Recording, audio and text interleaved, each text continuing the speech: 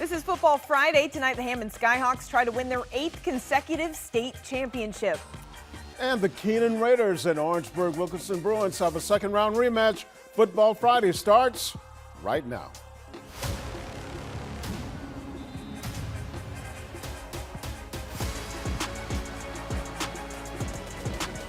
Hello, everyone, and welcome to Football Friday, Week 13. This is also the second week of the playoffs. Rick Henry along with Julia Westerman. And Julia, our game of the week featured a rematch of a regular season contest. Kenan beat Orangeburg Wilkinson 26-20 back in September on the Bruins home field. Tonight they met again with the Raiders hosting their 3A second-round playoff game. The Raiders dominated in the first-round matchup while the Bruins battled back from down 16 to win theirs. Fourth down for OW on their first possession. Brendan Peoples heaves it downfield. Houston Freed takes it to the skies in coverage and leaves the defender in the dust. Touchdown for the Bruins. They take a 7-0 lead. Kenan gets after it in response. Desmond Washington puts one high over the middle, catching Taheem McNeil in stride. He's brought down after the big gain. He finishes the job off, too. Fourth down for the Raiders. McNeil hauls in the deep pass from Washington.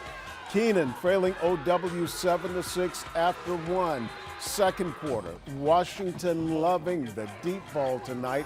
He connects with, you guessed it, McNeil for the first down. Bruin defense comes up big. Mark Bell breaks up a pass intended for McNeil at the goal line. The Raiders take the lead before halftime, and they almost tack on another score off of an interception. McNeil is all over the field. He returns the pick, but is called back due to a penalty. Raiders up 12-7 at the half. Kenan controls the second half. Gary Gowns leaping into the end zone.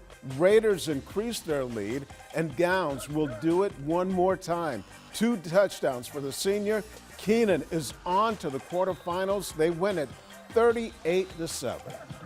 So the Bruins strike first, but Kenan holds them scoreless for the rest of the game. Well, they'll need that type of defense, plus the overwhelming offense they brought out in the second half in next week's matchup against Loris. You know, it's really no time to celebrate. You know, right after this one, it's time to, you know, see who we're going to play and, you know, start breaking down film. And, you know, it's go time. You know, it's, you know, third round, you know, something we haven't done here in the last few years. And, you know, I'm excited for the guys, but I'm also, you know, ready to get back to work. You know, the best thing ever is, you know, I told them all week, you know, is, you know, practicing on, you know, on Thanksgiving break. And, you know, if you're doing that, then I guess you're doing something right. And I'm glad those guys going to have a chance to see that, and, you know, I'm just ready to get back to work. We made a tremendous turnaround this year. Last year we finished 2-8. Now we finished 8-4. And so I want to thank our seniors for raising the standard and setting a new standard for our guys coming back. Here's another 3A lower state game. Bulldogs hosting the Dillon Wildcats. Bulldogs begin this one in the air. Kenton Caldwell connecting with Cash Brown for a first down. On the same drive, Newberry on the goal line. Caldwell hits the outside, calling his own number. Touchdown Bulldogs. Newberry up 7-0. Dillon looking to answer. Ramond Hamilton hands it off to Jamarian Fling, who spins out of one defender, drags a couple more before the Bulldogs finally bring him down. Wildcats in the Wildcat on the goal line, and Fling fakes the defenders and the cameraman, punching it into the end zone. Dillon down 7-6. Newberry trying to add to their lead. Caldwell on the pass intended for his receiver, but Daniel Capehart picks him off and returns it for a solid gain, setting the Wildcats up in great field position. Dillon keeps it on the ground. Fling jukes out of one tackle, breaks another through the middle, and walks into the end zone untouched. Wildcats take the lead 12-7.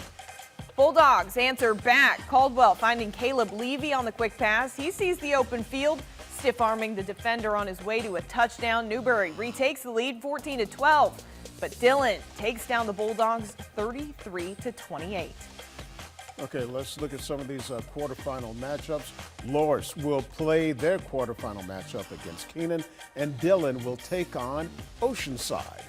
Well, the Dutch Fork Silver Foxes had a bye in the first round of the 5A Division I playoffs. The top-seeded Foxes kicked off the postseason tonight against the Boiling Springs Bulldogs. Dutch Fork has been #1 in our Midland's top 10 all season long. The Silver Foxes are looking for their 3rd consecutive state title. And we'll pick things up in the first quarter. Ethan Alfing will connect with KJ Smith.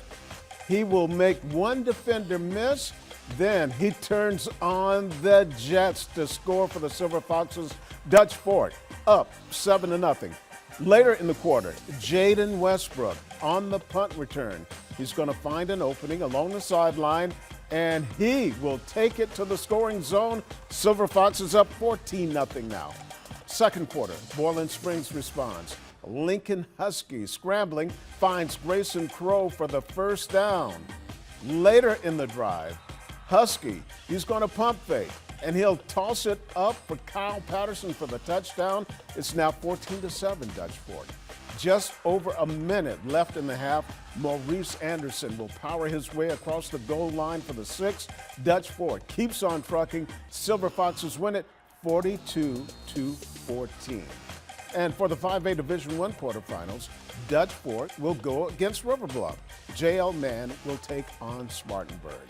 The rematch between Dutch Fork and River Bluff. Yeah, it's going to be good. Now that wraps up the first quarter of this playoff edition of Football Friday. Coming up, the Hammond Skyhawks go after their 8th consecutive state championship. All that and more after we hear from the Dutch Fork High Band.